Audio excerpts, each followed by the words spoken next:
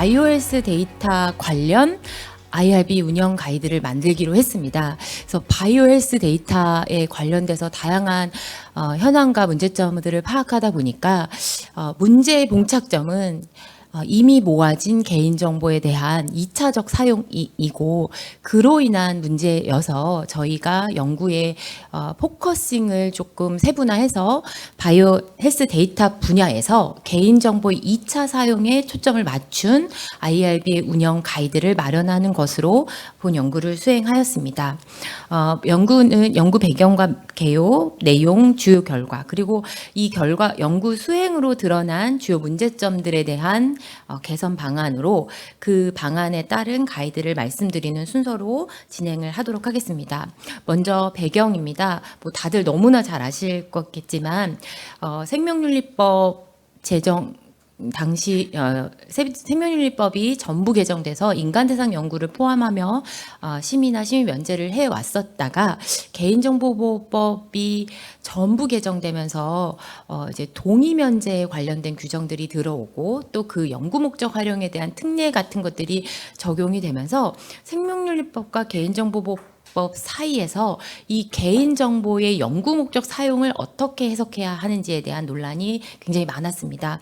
특히 이것은 이제 AI나 이렇게 빅데이터 중심으로 보관하고 처리하는 기술들이 발전하고 그렇게 하고자 하는 이용자들의 요구가 증가하면서 더 강해졌고 그 사이에서 기관과 이용을 하려는 연구자 그리고 이용자 그러니까 뭐 다른 이용자들도 마찬가지겠지만 이용자 그리고 정보를 가지고 있는 기관이 모두 혼란을 겪게 되는 상황이 되었습니다.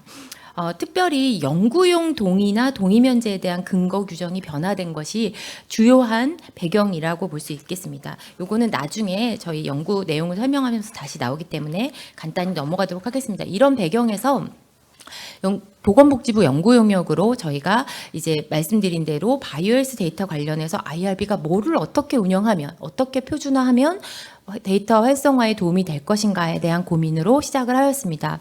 그래서 6개월간 수행을 하면서 저희는 생명윤리법과 개인정보보호법 사이에서 기관위원회가 어떤 합리적 해석을 가능하게 할 때 운영이 조금 더 좋아질 수 있는지에 대한 검토를 하는 것을 목적으로 했고 이를 통해서 안전하고 신뢰할 수 있는 데이터 활용의 기준과 절차가 마련되어서 되고 또 기관위원회도 도움이 될 수 있는 연구 결과가 나오기를 목표로 하여 수행을 하였습니다. 연구의 내용은 일단 제도와 사례를 분석해서 현장에서 겪고 있는 문제점들을 파악했고요. 그리고 데이터 활용 주체인 기관위원회 그리고 제공기관 DRB를 운영하는 기관이나 그렇지 않은 기관들을 포함해서 정보를 제공해야 하는 기관의 입장 그리고 이 정보를 받아서 이용하고 싶어 하는 이용자의 입장들을 조사하였습니다.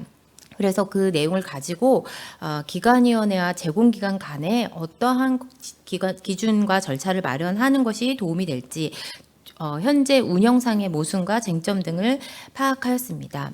먼저 제도의 변화입니다. 처음에도 말씀드렸듯이 원래 생명윤리법에 따라서 연구 목적으로 동의를 받아서 또는 동의 면제를 받아서 활용할 수 있는 근거는 있었습니다. 그러나 이제 개인정보보호법이 개정되면서 가명 처리를 이용한 과학적 연구에 대한 특례 규정이 생겼고 그 외에도 당초 목적 범위 내에서 익명화, 안전 조치만 잘 된다면 동의를 면제해서 이용 또는 제공할 수 있다고 개인정보보호법이 개정이 되었습니다.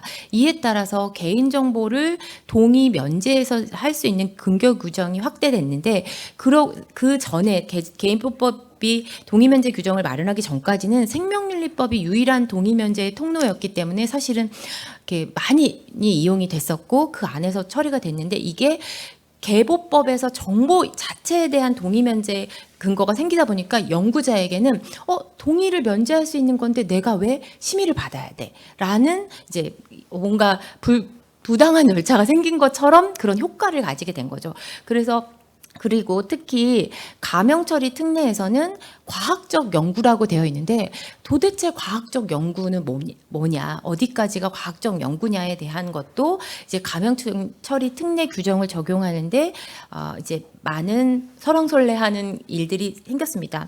그 와중에 보건의료 데이터를 가명처리할 수 있는지 없는지에 대한 현황 파악이 충분히 되지 않았는데 그럼에도 불구하고 의료기관에 있는 보건의료 데이터를 활용하려는 관심이 워낙 많다 보니까 그러면 의료기관에서 가명 처리를 하여 사용하고자 할 때 활용할 수 있는 가이드라인이라고 해석 근거를 제시했는데 사실 그 지침에서 핵심은 안전한 가명 처리를 할 수 있으면 이런 기준과 절차를 적용해서 해요. 다만 할 수 없으면 유보합니다라는 원칙이거든요. 근데 지금 보건의료 데이터에 가명 처리가 가능하냐? 지금은 예전에 비식별 조치의 익명화의 범주를 가명화라는 용어로 마치 대체해서 사용하는 것처럼 되어 있지만 사실은 법률상 비식별화 조치에서 익명화와 가명화는 굉장히 다른 의미이기 때문에 그 다른 의미 사용 없이 그냥 용어만 대체해서 혼란은 여전한 상황이 발생하고 있습니다. 그럼에도 불구하고 생명윤리법에서는 그 가명 처리를 했다면 그거는 가명 처리한 주체가 비식별성을 인정한 거니까 그거는 심의를 면제할 수 있습니다라고 가이드를 냈지만 가명 처리를 할 수 있는지 없는지 여부를 지금 확인할 수 없는 입장에서는 이걸 심의 면제할 수 있는지 심의 면제해도 되는지에 대해서 불안한 요소가 여전히 있어서 현장에 혼란이 유발되고 있다고 보았습니다. 그리고 근거 법령에서도 좀 차이가 있는데요. 이 근거 법령의 차이 때문에 생명윤리법에 따라서 동의 또는 동의 면제를 심의하고 있는 위원회 입장에서는 개보법에 따른 동의 면제를 우리가 그냥 연구 목적으로 인정해도 돼? 라고 하는 혼란이 발생하는 겁니다. 예를 들면, 그러니까 구체적으로 동의 요건을 보면 생명윤리법은 목적은 당연히 연구의 목적을 동의를 받고 여기서도 그냥 연구 목적 이게 아니라 어떤 연구를 할 거라는 인폼들을 제공하게 돼 있거든요. 그래서 구체적인 연구의 목적을 설명하고 그리고 그 연구로 인해서 내가 어떠한 기간 동안 어떤 대우, 처리를 받아서 그래서 그로 인한 예상되는 위험과 이득은 뭔지 그에 따른 보호와 손실에 대해서 보상은 어떻게 해줄지를 설명한 다음에 동의를 받게 돼 있고 그렇지만 이제 개인정보보호법은 목적만 동의를 받으면 됩니다. 그러니까 내가 이걸 어떤 업무의 목적으로 사용할 겁니다 라고 하면 그 업무에 대한 구체적인 방법과 절차가 어떻게 되더라도 그 처리에 대해서는 사실 동의의 의무가 없기 때문에 말하자면 연구의 목적, 포괄적인 연구 목적으로 동의를 받고 연구의 방법은 설명하지 않는 것 같은 동의를 받는 거죠. 그러니까 사실은 동의의 내용의 범주가 동의를 받는 내용이 다르고 또 생명윤리법에 따른 동의 면제는 동의를 받아야 하는 게 원칙이지만 1항에도 불구하고 다음 요건을 갖춘 경우 동의를 면제할 수 있다라고 해서 동의 또는 동의 면제를 선택할 수 있도록 해놨는데 개인정보보호법은 2항에 따라 동의를 받은 사람이 받는다는 게 전제고 그렇게 해서 동의를 받고 있는 사람이 당초 수집 목적에서 조금 더 포괄적인 연구를 다른 목적으로 활용하는 게 그게 너무 비합리적으로 엉뚱한 활용이 아니라면 그리고 그때 정보 주체에 대해서 안전성 확보를 조치를 했다면 대통령령으로 정하는 수준에서 추가의 동의는 안 받아도 된다. 즉 1차 동의는 받지만 2차 동의를 면제할 수 있다라고 되어 있는 것입니다. 그리고 생명윤리법은 그게 지금 하려는 이용 그 자체 연구 계획서 단위지만 개인정보보호법은 지금 목적에 따른 정보에 대해서 한 번 동의를 받았으면 그 받은 동의의 목적 범위 내에서 2차적 활용은 보호 조치만 한다면 추가 동의는 안 받아도 돼라고 하는 방식의 규정을 가지고 있습니다. 그러니까 이거 약간 동의와 동의 면제 근거와 그 기준과 위치가 연구 대상자와 정보 주체가 조금 다른 위치에 놓여 있다. 법적으로 그런 부분에 대해서 기관위원 입장에서 이거를 동일하게 인정해도 되는지에 대해서 혼란이 있는 것으로 보여졌습니다. 그리고 또 하나 보건의료 데이터 분야에서 이 활용이 조금 어려운 것은 의무 기록입니다. 의무 기록은 원래 의료법 진료 의료인이 환자의 주된 증상이나 진단 및 치료 등의 내용을 보건복지부 영으로 정하는 의료 행위에 관한 사항과 그에 대한 의료인의 의견을 상세하게 기록하도록 해놨고, 그렇게 기록된 의견은 거짓서로 작성하거나 고의로 뭐 이렇게 다르게 하면 안 되고, 수정 금지 뭐 이런 게 다 누출 금지가 되어 있습니다. 그래서 금지되어 있는 규정을 위반했을 때 처벌도 강력하고요.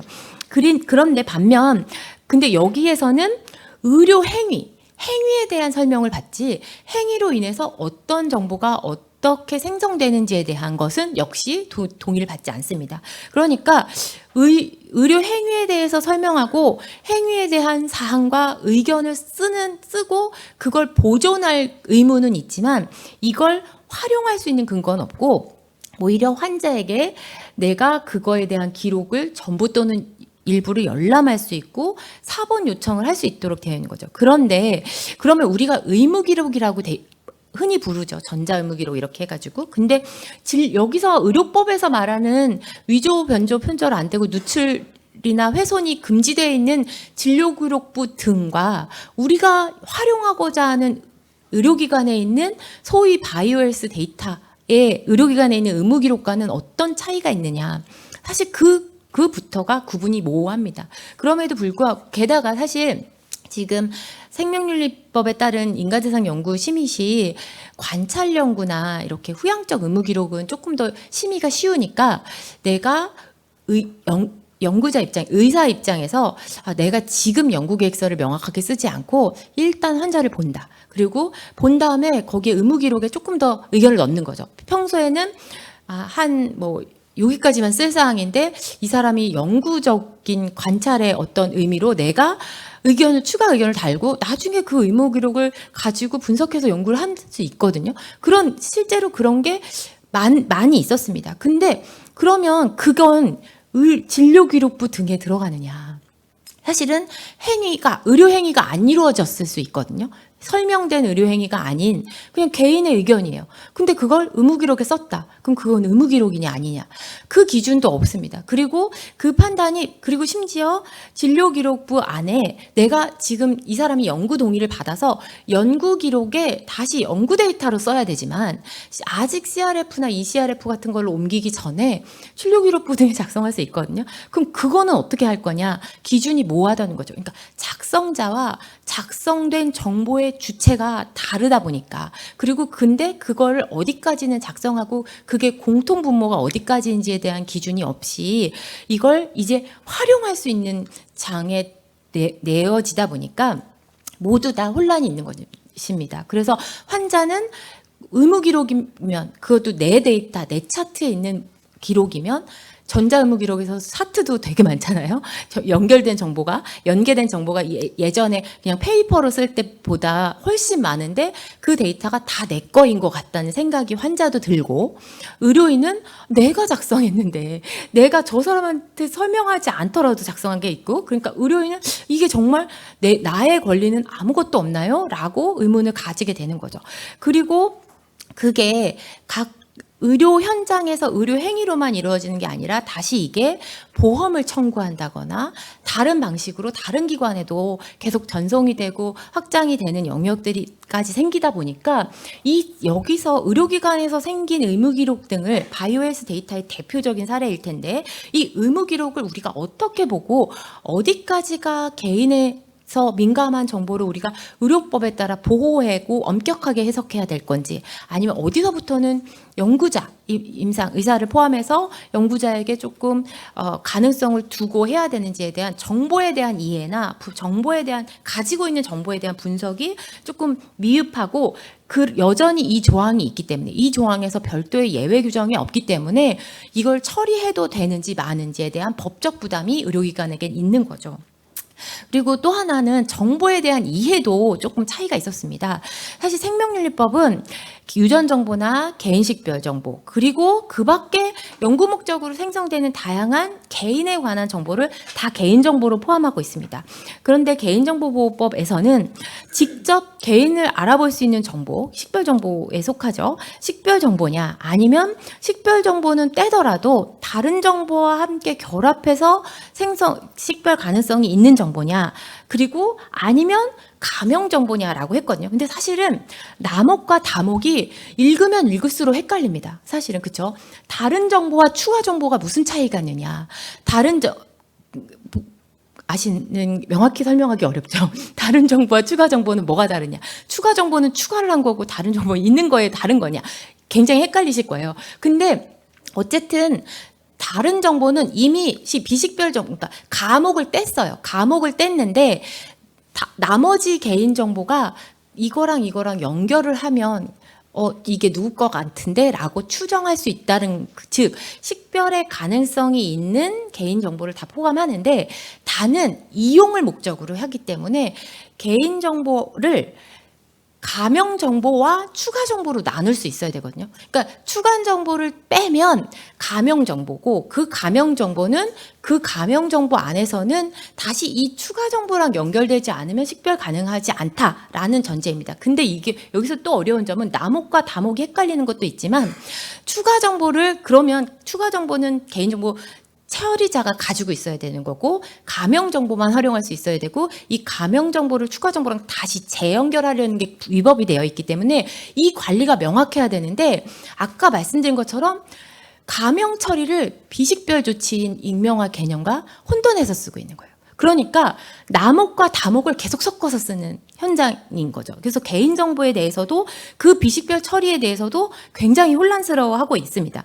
물론 익명화와 가명 처리가 정의가 잘못, 이렇게 생명윤리법과 개인정보보호법이 다르기 때문에 혼란스럽다라고 굉장히 많이 들으셨을 거예요. 근데 당연한 것이, 생명윤리법이 만들어질 당시에 익명화는 비식별 조치를 의미로 사용했습니다. 지금도 위키피디아나 이런 데 치시면 비식별 처리 이렇게 치면 익명화라고도 한다 이렇게 돼 있거든요. 그러니까 익명화라는 개념을 비식별화랑 같은 의미로 썼을 때 정의가 마련되어졌고, 실제로 기관위원회에서 수행되는 연구는 연구자와 연구 대상자가 매일 만나요. 그럼 식별 가능하죠. 연구자 입장에서는 식별 가능할 수 있고, 근데 그 가능한 과정 중에 일부를 대체해서 보호 조치를 할 수 있는 거지, 익명화의 의무를 가지고 있다거나 완전히 익명화를 해야 된다거나 아니면 비식별 조치를 위해 개인 식별 정보만 떼야 된다거나 이런 게 룰이 정해져 있잖아요. 그 관리를 기관위원회가 하는 구조입니다. 그렇기 때문에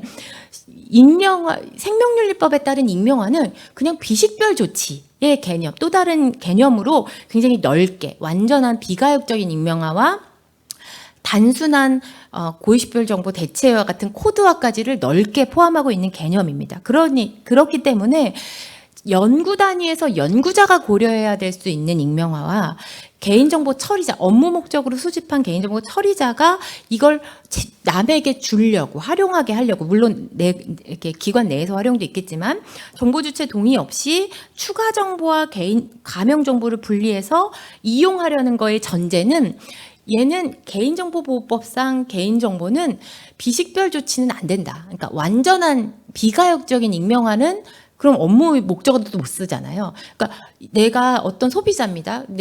환자라고 해서 병원에 갔는데 이 병원에서 내 정보를 가지고 있어야 내가 그 업무를 계속 이용할 수 있잖아요. 그러니까 식별 가능성을 개인정보 처리자는 가지고 있어야 하는 게 업무의 수행을 위해서는 당연히 필요하기 때문에 식별 가능성을 전제하에 놓고 이용할 수 있는 예외로 가명 처리를 규정하고 있습니다. 근데 이거를 아까 말씀드렸듯이 익명화랑 가명화를 굉장히 혼동해서 쓰고 있는 것을 저희가 확인할 수 있었습니다. 그리고 저희 이제 기관위원회 정보 포털에서 최근 3년 동안 이 개인정보 2차적 사용과 관련한 질의를 좀 분석했습니다. 특별히 관련이 많은 107건에 대해서 분석을 했을 때 개인정보 출처에 대해서 타기관의 의무 기록을 내가 이용할 수 있느냐, 그리고 그걸 동의 면제할 수 있느냐, 동의 면제 위원회에서는 이걸 동의 면제해도 되느냐, 라는 질문이 있고, 이용자는 이거 동의 면제 받을 수 있느냐 이런 게 있고요. 그리고 이용을 위한 심의를 면제할 수 있느냐, 심의 면제 가능하냐 이런 질문이 굉장히 많았고요. 개인정보 성격에 따라서도 의무 기록을 아니면 이미 수집된 검체에서 나온 유전체 정보를 아니면 뭐 그 국밥익 사업 같은 거 이제 코호트 사업에서 나오는 거나 통계청에서 나오는 데이터들이 많고 또 실제 심평원이나 공단에서도 공공 데이터들을 공개하고 있잖아요. 그런 데이터를 이용할 때도 심의를 받아야 되느냐 이런 정보의 성격에 따라서도 질의가 많았고, 그리고 당초 수집 목적을 업무 목적으로 만들었는데 지금 연구를 하려고 합니다. 연구 목적으로 받았는데 다시 다른 연구를 하려고 합니다. 이때 어떤 법을 따라야 하나요? 라는 질문도 굉장히 많았고요. 또 내가 다기관 공동연구에 대해서 심의를 각 기관이 받아야 되나요? 이게 굉장히 많았는데 똑같이 정보를 이용할 때도 개인정보를 다른 여러 기관이랑 함께 할 때 이거 심의 각각 받아야 되나요? 아니면 공동연구 기관 안에서 정보를 주고받을 때 제공심의가 필요한가요? 이런 것들의 문의가 굉장히 많았습니다. 이것도 소위 바이오헬스 데이터를 명확하게 해석하지 않은 상태에서 게다가 개인정보와 비식별 조치와 그 처리의 책임이 누구에게 어떻게 있는지에 대한 개념이 분명하지 않은 상태에서 이 발생할 수 있는 혼란이라고 보여졌습니다. 그래서 이 제도와 현황에 대한 분석을 가지고 저희가 몇 가지 문제점을 검토했고요. 그리고 기관위원회를 위원이나 행정관사 등 실제 기관위원회 업무에 종사하시는 담당자들을 200명을 대상으로 저희가 또 질의를 했습니다. 그랬더니 DRB를 설치하고 있지 않은 기관이 굉장히 많았고, 보건의료 데이터에 대해서 별도의 연구심의를 표준화해두고 있다. 가 거의 없고 60% 가까이가 그거 따로 없다. 그냥 일반적인 연구에 대한 심의 적용을 동일하게 하고 있다. 이런 의견을 주셨고요. 그다음에 심의 표준화가 필요하다라는 의견이 70%가 넘었습니다. 그 밖에 뭐 의견은 참조가 될 것 같고요. 그리고 저희가 그러면 DRB 관계자분들의 의견을 좀 들어보는 것도 필요하겠다. IRB와 DRB 행정을 담당하시는 분들을 모시고 이제 개인정보를 2차적으로 사용할 때에 대한 문의를 좀 드렸습니다. 그랬더니 기관이 각양각색의 절차를 가지고 있었습니다. 그래서 어떤 기관은 법에 따른 IRB 심의를 먼저 받고 그 다음에 DRB 심의를 받도록 하고, 이걸 만약에 외부 반출할 때는 기관 내 별도의 위원회 승인을 거쳐서 줄 수 있도록 해서 하나의 절차를 더 두고 있었고요. 근데 실제로 외부 반출이 그렇게 이루어지고 있는 기관은 많지 않았습니다. 그리고 B기관은 DRB를 먼저 받고 와라 라고 해서 IRB 심의를 받는 순서로 진행을 하기도 했고, 2개 동시에 진행은 할 수 있지만 최종 승인은 IRB한테 받아라 라고 하는 기관들까지 다양했습니다. 그리고 반대로 F기관은 IRB 먼저 DRB 이렇게 순서가 다양했습니다. 그리고 이런 기관들에서 실제 그럼 DRB는 언제 합니까? 라고 했을 때 DRB는 아시겠지만 보건의료 데이터 활용 가이드라인에 따른 위원회이기 때문에 보건의료 데이터를 가명 처리해서 쓸 때만 적용할 수 있는데도 불구하고 그냥 무조건 데이터가 외부 반출되면 DRB를 거치는 걸로 적용을 하고 계시는 기관이 많았고요. 데이터 반출과 관계없이 이 데이터를 동의 면제할 때 우린 DRB를 쓴다라고 하는 기관, 그리고 아니면 아예 빅데이터, 데이터 건수가 얼마 이상이 될 때는 우리는 무조건 DRB를 거친다라고 해서 적용 범위가 가이드라인에서 마련한 방향과는 상이한 것을 볼 수 있었습니다. 그런데 모두 다 어려움은 현장 매일 부딪히겠죠. 이용자분들과 처리자의 부담이 맨날 상충할 테니까 이게 좀 기준이 명확치 않다. 명확치 않은 상태에서 우리는 계속 역할 부담이 가중될 수밖에 없다. 그러니까 그리고 이게 결국은 법은 동의 면제를 쿨하게 해줬지만 처리자 입장에서 이게 어디까지 해도 되는지에 대한 부담을 명확하게 안 해놓은 상태에서 이걸 우리가 기관의 불이익을 안 받게 하려면 우리는 별도의 거버넌스를 운영하는 게 불가피하다라는 그런 의견을 많이 호소하셨습니다. 그래서 명확한 가이드라인 제시가 필요하다라는 의견들이 있으셨습니다. 그리고 저희가 또 하나 그런데 저희가 참조로 넣었는데요. 보건의료 활용 가이드라인에 따르면 가명 데이터 심의위원회 설치 운영은 기능은 가명 정보 처리를 목적으로 되어 있습니다. 가명 처리 목적의 적합성, 그리고 그 처리가 적정한지, 그리고 그걸 기관 내에서 활용할지 아니면 외부로 줄지, 그리고 준다면 이걸 그냥 복사해서 줄지 아니면 한번 이용하게 하고 폐쇄망 같은 데서 쓰고 못 가게 제공 방법을 복사, 왜 저희 뭐죠? 증명서 하나를 떼도 그거 뭐 복사 불가하게 하는 게 있잖아요. 이건 카피본이면 카피본이라고 드러나게 하는 것처럼 사실 가명 정보에서 처리자, 제공자 입장에서는 그게 진짜 중요하거든요. 이걸 막 복사해서 사용할 수 있다고 하면 공공 데이터죠. 그때부터는 이미. 그러니까 그런 가명 처리가 적절하고 그게 줄 수 있는지 여부를 심의하도록 되어 있지만 실제로는 IRB 같은 역할을 실제로 하고 있는 거죠. 왜? 동의 면제를 심의한다니까요. 동의는 이미 법에 할 수 있다고 돼 있는데 서면 동의가 필요 없는 데이터인지 여부를 확인하는 것, 그리고 외부로 반출될 때 이런 식으로 조금 다르게 활용하고 있는 것을 볼 수 있었습니다. 그래서 저희가 그럼 연구자는 어떤 어려움이 있을까 해서 연구자를 대상으로도 포커스 그룹 인터뷰를 했습니다. 그랬더니 이제 기관별로 너무 다르다. 그러니까 착하신 거죠. 기관의 정보를 좀 공유해달라. 우리가 이 기관에 갈 땐 이렇게 준비하면 되고, 요 기관에 갈 땐 이렇게 준비하면 되고, 이건 거죠. 사실은 이제 표준화해 주세요. 이렇게 강력하게 요청하지는 않으시고, 정보를 좀 공유해달라. 기관마다 다른 것까지는 우리도 인정할 수 있다. 대신 좀 그거를 해줬으면 좋겠다. 그리고 그런 가이드, 우리가 이용할 때 이용자에 대한 가이드를 좀 줬으면 좋겠다라는 것이고, 또 이렇게 개인정보를 2차 사용해서 그것도 식별 가능하지 않은 2차 사용을 하는 연구에서도 꼭 심의 면제를 받았는데 연구계획 꼭 변경 시 다시 심의를 받아야 되느냐, 이런 절차, 좀 합리적인 절차로 만들어주세요라고 하는 것들이 의견이 있었고요. 그 다음에 DRB를 먼저 받을 건지 IRB를 먼저 받을 건지도 좀 정해줬으면 좋겠다. 이것도 좀 너무 헷갈린다라는 의견들이 많았습니다. 그리고 연구자 스스로도 헷갈리니까 우리도 좀 교육시켜달라라는 의견을 주셨습니다. 그리고 저희가 제공기관도 만나봤습니다. 근데 제공기관에서는 익명정보와 저희가 이렇게 앞에서 제가 말씀드렸던 익명정보와 가명정보와 그 밖의 개인정보에 대해서는 구분을 하고 계셨습니다. 왜냐하면 사실은 데이터 제공기관이 직접 수집한 정보가 아니라 다른 방식으로 왔기 때문에 지금 저희가 만났던 제공기관은 또 다른 개인정보 처리자와는 또 다른 어떤 업무 목적이어서 아마 더 이 개인정보에 대한 분석과 해석을 더 열심히 해두신 것 같습니다. 그래서 익명정보냐 가명정보냐 개인정보에 대해서 구분을 하고 그때 각각의 데이터 성격별로 제공 가능한 범위와 가명처리 수준에 대한 심의를 하고 있었습니다. 다만 가명처리 수준만을 하지 않고 연구에 대한 과학적 타당성도 검토한다라는 의견을 주셨습니다. 그런 의견이었습니다.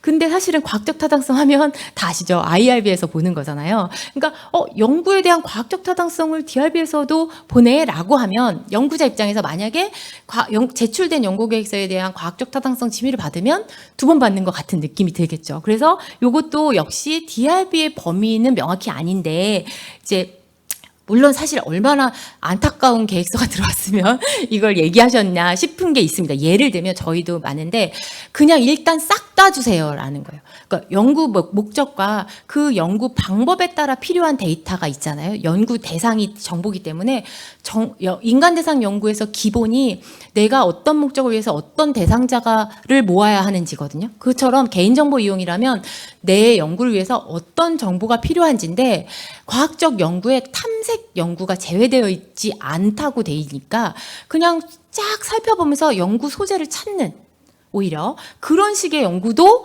자기네한테는 연구인 거예요. 그러니까 연구 계획서를 그냥 언제부터 언제까지 있는 데이터 다 주세요.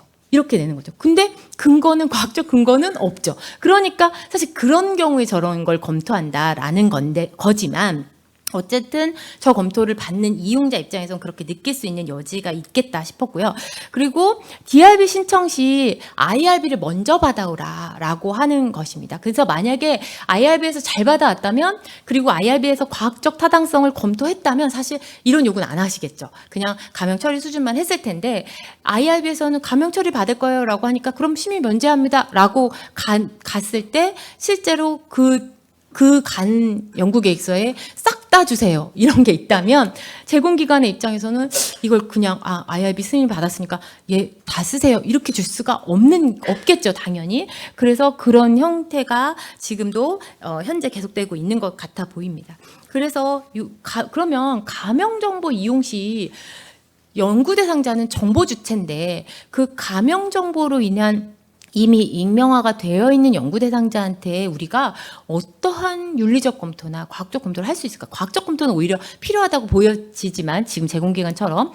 그런데 윤리적 검토가 필요하냐? 원래는 아시겠지만 인간 대상 연구에서 윤리적 검토는 보통 자율성 보호거든요. 그래서 동의 내용이 얼마나 기만이 없고 잘 들어갔는지, 설명해야 될 걸 얼마나 충분히 잘 설명하고 있는지를 보는데, 지금 동의를 안 받는 구조에서 윤리적 타당성으로 무엇을 봐야 하는가에 대한 고민이 있습니다. 물론 이렇게 생각하세요. 그 정보 주체를 공익적으로 해석할 수 있냐? 이게 윤리적 타당성인가? 사실은 그거는 공익인지 아닌지의 문제이지만, 연구 계획서의 윤리적 타당성이 정보 주체가 주기로 했다면 그 정보를 활용하는 것은 의무죠, 이용자 입장에서. 그러니까 사실은 감형 정보에서의 윤리적 검토는 일반적인 연구에서의 윤리적 검토와는 좀 다를 수 있겠다라는 것들도 저희가 인터뷰를 하면서 이렇게 알게 된 사항입니다. 그래서 저희가 이 연구를 거치면서 주요 문제점이라고 파악된 것은, 일단 생명윤리법과 개인정보법은 각각 입법 목적이 다르고 내용이 다르기 때문에 다른 법률이지만, 개인정보의 연구 목적 2차 사용에 대해서는 공통 적용을 받다 보니까 이걸 어떻게 어떤 우선순위로 어떤 기준으로 적용해야 되는지 혼란이 있다라는 것이고, 그리고 그 각각에서 개인정보와 비식별화 조치에 대한 설명을 각각 다른 방식으로 하고 있다 보니까 그걸 어떻게 적용해야 되는지 이해도 불분명하고 구분이 모호하다라는 것이고요. 그 다음에 인간 대상 연구에서 내가 침습적 행위를 하는 거랑 지금 직접 얼굴을 보면서 조사 면접을 하는 때의 연구 대상자에게 갖추어야 될 윤리적인 기준과, 연구 대상자가 누군지도 모르고 심지어 식별 가능하지도 않은 정보를 2차적으로 사용할 때 가지고 있어야, 연구자가 가져야 할 윤리적 기준은 다르거든요. 그건 너무나 상식적이잖아요. 근데 다른데 그때 심의 기준이 다르지 않은 거예요. 그러니까 IRB에서도 힘든 점이 있겠다라는 것도 문제를 의식했습니다. 그리고 또 하나, 개인정보 제공에 대한 것도 조금 차이가 있습니다. 생명윤리법에 따른 개인정보 제공도 이게 내가 연구 책임자인데 공동연구원한테 주는 걸 제공이라고 보지 않거든요, 생명윤리법상은. 그리고 그건 개인정보 처리자도 개인정보 처리자 안에서 이용을 할 때 그걸 제3자 제공으로 보지 않는데, 이때 제공을 물리적 공간의 이동으로 무조건 해석한다거나 이용 주체가 변경되는, 담당자가 변경돼도 제공으로 보는 것처럼 뭔가 제공에 대한 범위와 적용 범위가 모호하다는 것도 저희가 좀 발견했습니다. 그리고 가장 사실 해결하기는 어렵지만 좀 구분이 필요하다고 느끼는 게 개인정보의 특성입니다. 특히 보건의료 데이터 활용을 할 때 우리가 민감한 정보라고 얘기하잖아요. 근데 어디까지가 왜 민감한 건지는 없는 거예요. 민감할 수도 있고 아닐 수도 있거든요. 사실 유전체 정보가 민감합니다. 유전 정보가 민감 정보로 분류가 딱 돼 있어요. 근데 유전체 정보라고 다 민감하지 않거든요.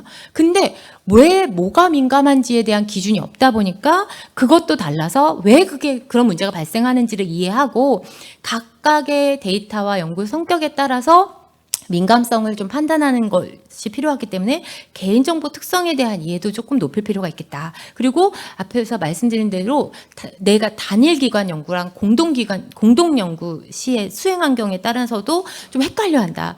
각각의 심의를 받거나 하나로 심의를 받을 때 어떤 땐 제공이고 어떤 땐 제공이 아닌지도 조금 헷갈려 하시는 것 같아서 이런 부분도 조금 컨센서스를 모아서 가이드를 한다면 판단에 좀 도움이 되겠다라는 생각을 했고요. 그리고 기관위원회 심의 면제도 좀 오해가 있다는 것을 확인했습니다. 그래서 이 부분에 대해서 저희가 조금 개선 방향을 제안하고자 합니다. 먼저 생명윤리법과 개인정보보호법은 모두 다 법의 적용 범위를 다른 법률에 특별한 규정이 있는 경우는 제외한다고 되어 있습니다. 그래서 연구 목적, 인간 대상 연구를 위해서 시작 전에 받아야 되는 건 생명윤리법이 우선입니다. 그러니까 연구를 하기 위해서는 생명윤리법에 대한 동의를 받지만 다른 목적으로, 연구가 아닌 다른 목적으로 수집된 거를 이용할 때는 어떻게 해야 되는지 생명윤리법에 규정이 없어요. 그렇기 때문에 이때는 개보법을 따를 수 있는 거죠. 왜? 다른 법률의 규정이 없으니까 개보법을 따를 수 있습니다. 그래서 다른 목적으로 수집된 정보를 연구 목적으로 이용할 때는 생명윤리법이 아니라 지금은 그동안은 개보법에서는 사용을 못한다고 돼 있었기 때문에 다 생명윤리법으로 무조건 왔지만 이제 개보법에 따라 동의면제가 가능한 부분에 대해서는 가름말 타주고 그렇게 적용을 하는 것이 좀 필요하겠다라고 생각했습니다. 그리고 두 번째, 개인정보 유형과 비식별 조치 방향에 대한 구분이 분명한 부분도 저희가 좀 설명을 해줘야 된다라는 생각을 했고요. 특별히 저희는 개인정보보호법에서 15조 3항과 17조 4항이 개정되어 있고 28조의 2인데 왜 무조건 다 보건의료 데이터를 가명 처리해서 쓰시려고 하는지 이해가 안 갔습니다. 그리고 실제로 가명 처리는 과학적 연구에 특례가 되는데 아까 말씀드린 것처럼 과학적 연구가 어디까지 과학적 연구인지 분야 제한이 없거든요. 근데 사실 지금 사회적 합의가 어떻게 되어 있는지 잘 모르겠지만 의료기관에 있는 의료 데이터를 의학연구에 쓰는 거를 불편해하는 사람은 없는 것 같아요. 그건 여태까지도 해왔고 그러면 당초 수집 목적 범주 내에서 진단 및 치료를 위해서 했는데 진단 및 치료를 위한 연구를 쓰겠다는 건 가능한 영역이고 그 안에 안전조치만 있다면 그걸 동의면제하는 거에 대한 사회적인 불만은 없을 것 같아요.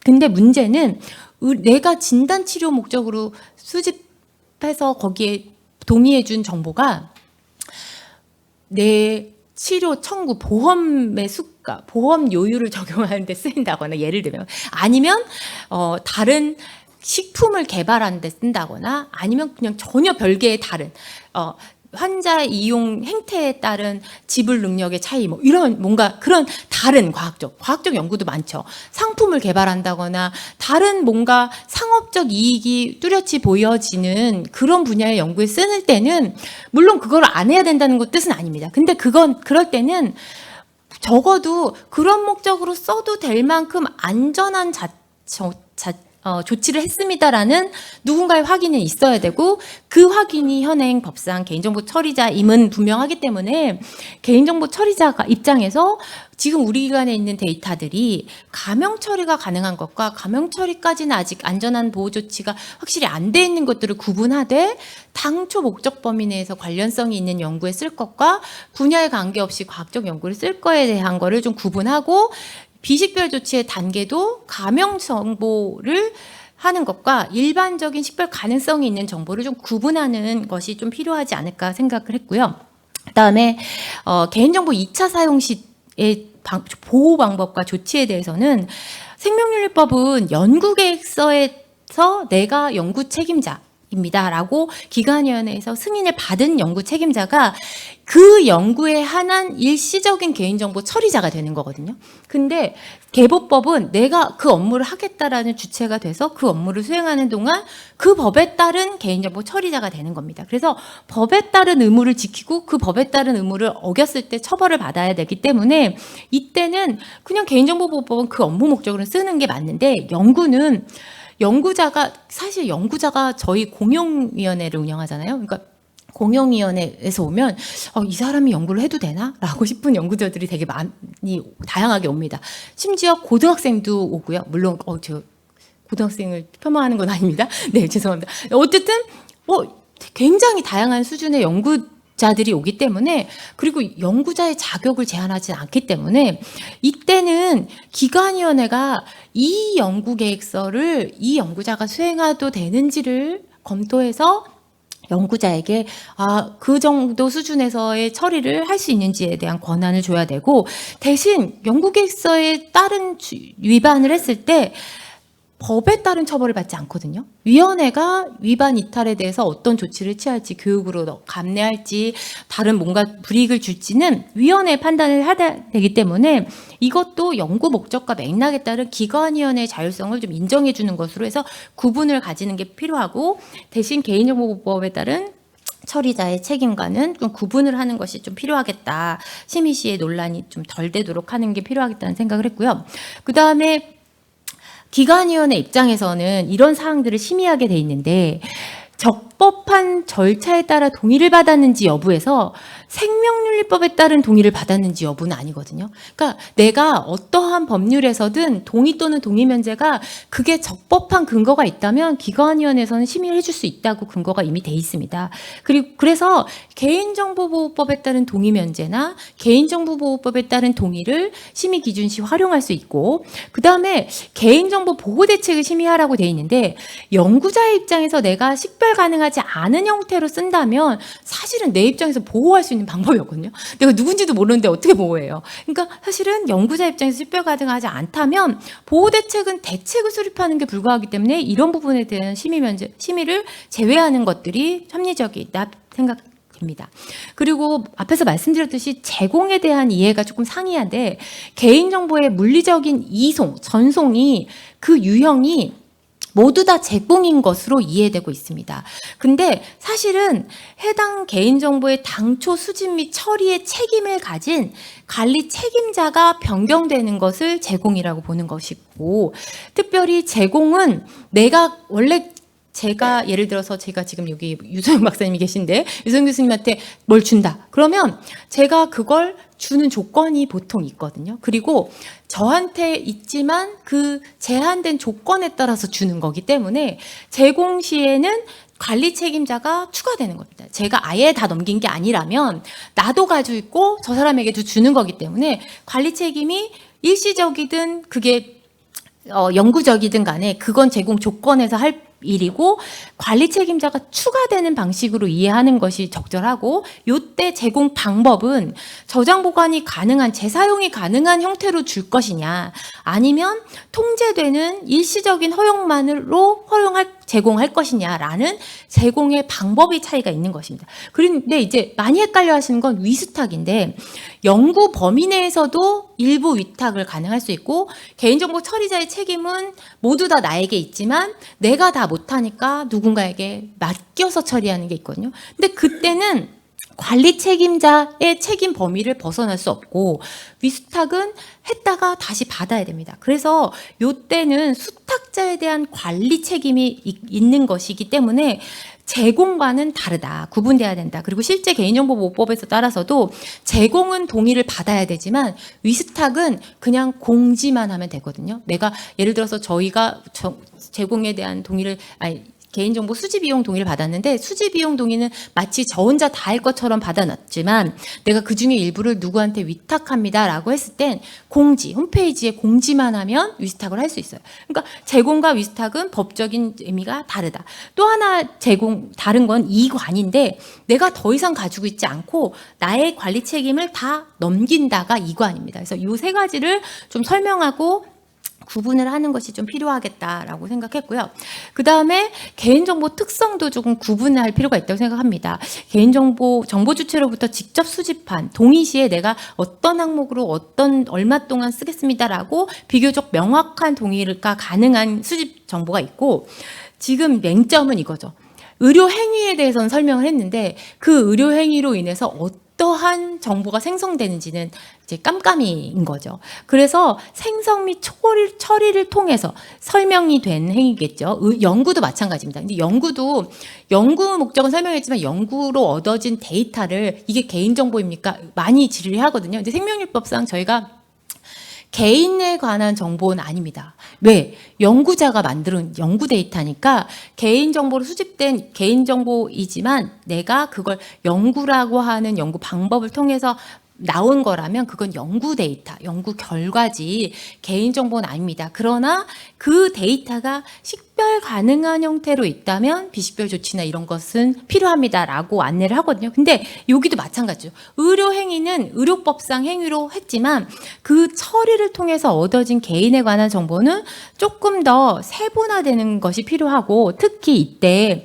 수집 목적에서 설명을 한 것과 설명하지 않은 것들이 있을 수 있거든요. 그래서 연구 방법도 연구 대상자한테는 내가 A라는 방법으로 ABC라는 방법으로 할 거야 라고 했는데 연구 계획이 변경됐을 때 DC 뭐 이렇게 더 추가됐어도 동의 다시 받지 않거든요. 기관위원회가 물론 아주 다른 목적이거나 굉장히 정보 주체의 권리가 요구돼야 되는 것인 경우는 제동이나 동의 거부 같은 것들을 확인하도록 하지만, 그렇지 않은 경우에는 요구하지 않기 때문에 이때 목적에 따라서 설명한 것과 생성 및 처리 방법에 따라서 달라지는 정보에 대해서 좀 구분할 필요가 있고, 특별히 유전자 검사 결과와 유전 정보는 다르고, 유전자 검사에 내가 동의받은 목적에 따라서 얻어진 결과와 그냥 인체의료블로부터 얻어진 유전 정보, 토탈 유전 정보는 다른 의미이기 때문에 이때 각각 법률에서 동의 요건이 다르기 때문에 이것도 조금 그 처리와 생성에 따라서 얻어진 개인 정보는 그 개인 정보가 갖는 함의와 그 함의에 따른 권리의 침해, 새생활 침해, 민감성 등을 고려해서 검토할 필요가 있다고 생각합니다. 특히 이거는 신용정보법에 따르면 신용도에 대한 영향, 아니면 거래 능력, 신용 거래 능력, 아니면 거래 내용, 이런 것들에 대한 판단을 하는 거는 다 구분을 하고 있거든요. 이거는 내가 신용정보를 활용할 때 어떤 부분이 취약한지에 대한 포인트를 정보 주체, 정보 관리자들이, 정보 처리자들이 이해하고 있으므로 정보를 분류한 것입니다. 그러니까 의료 데이터도 이게 어떤 의료적인 함의가 있는지를 구분할 필요가 있다는 것입니다.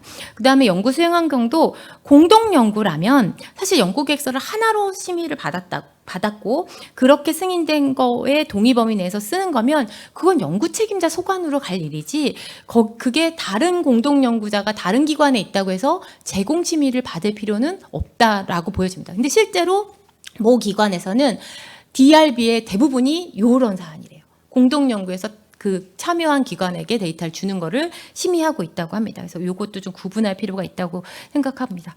그리고 기관위원회 심의면제에 대한 기준도 있는데, 기관위원회 심의면제 기준은 생명윤리법상 일반 대중에게 공개되거나 개인식별 정보를 기록하지 않는 연구로서 이미 연구 대상자 등에 대해서 기존의 자료나 문서를 이용하는 연구를 다 심의를 면제할 수 있다라고 해놨습니다. 그러나 생명윤리법상 심의를 면제할 수 있는 연구에 이용되는 정보의 적법성이 전혀 무관하고 묻지도 따지지도 않고 이미 있는 정보면 그냥 내가 임의로 막 갖다 써서 해도 식별 정보가 없으면 심의를 면제하겠다는 뜻은 사실은 아니거든요. 그렇기 때문에 기관 IRB 입장에서는 심의를 면제할 때 기존의 자료나 문서에서 그게 일반 대중에게 공개됐거나 아니면 식별 가능하지 않도록 이용할 수 있다라는 것들을 확인할 때 심의를 면제하고, 요 사항에 대해서는 좀 빠르게 처리될 수 있도록 안내를 예시와 함께 조금 들어준다면 기관위원회에서 또는 연구자의 입장에서 어떤 서류를 준비해야 되는지 준비할 수 있지 않을까 생각합니다.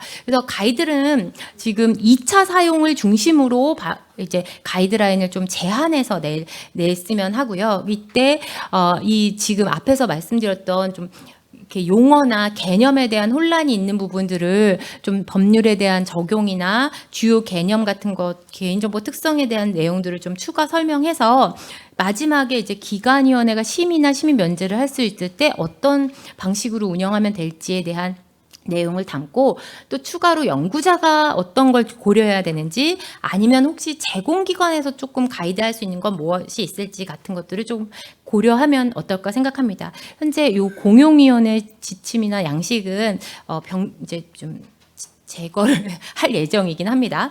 네. 그리고 그래서 적용 범위는 앞에서 말씀드린 대로 2차 사용에 이미 수집된 개인정보의 2차 사용에 대해서는 이 가이드를 적용하도록 좀 제한하는 범위를 적용하고, 앞에서 익명 데이터, 완전히 공개된 공공 데이터 성격의 익명 데이터와 가명 처리를 확인한, 개인정보 처리자가 안전한 가명 처리를 확인한 가명 정보와 그 밖의 개인정보를 구분해서, 익명 데이터라면 사실상 간접적으로도 식별할 수 없기 때문에 인간 대상 연구에서 제외할 수 있도록 하고, 감형철이라면 심의 면제할 수 있도록 하고, 그래서 DRB를 먼저 받는 거죠. DRB를 받는다면 심의 면제를 하고, 그 밖의 식별 가능성에 대해서는 연구계획서 단위로 심의 또는 심의 면제를 할 수 있도록 기존의 프로세스를 이용할 수 있도록 하는 가이드를 생각해 보았고요. 동의 면제들 16조 3항에 따른 것뿐만 아니라 앞에서 말씀드린 대로 다른 법률에 따라 수집된 개인정보라면 그 법에 따른 동의 면제, 적법한 활용을 기관위원회가 인정할 수 있도록 하는 근거를 추가하고, 그리고 감형 처리는 과학적 연구에 쓸 수 있지만 안전한 감형 처리가 안 됐을 때는 당초 목적과 관련한 범위 내에서 제한적으로 사용해서 단계별로 접근하는 것들을 제한하고자 합니다. 그리고 심의 면제 기준에서도 지금은 기관 자율적이긴 했지만 운영 가이드를 통해서 DRB를 통과하면 바로 심의 면제가 발급이 가능하도록 그렇게 제한을 하는, 그래도 됩니다라고 방식을 조금 넣으면 어떨까 하고요. 그다음에 또 사소한 연구 계획의 변경이 심의 면제 기준에 해당한 변경이 아닌 기준에 대해서는 그냥 바로 심의를 면제하거나 아니면 빠르게 심의를 해줄 수 있도록 하는 운영의 방안, 이건 이용자들이 요청을 했기 때문에 이런 것들을 좀 넣어서 가이드라인을 제시하고자 합니다.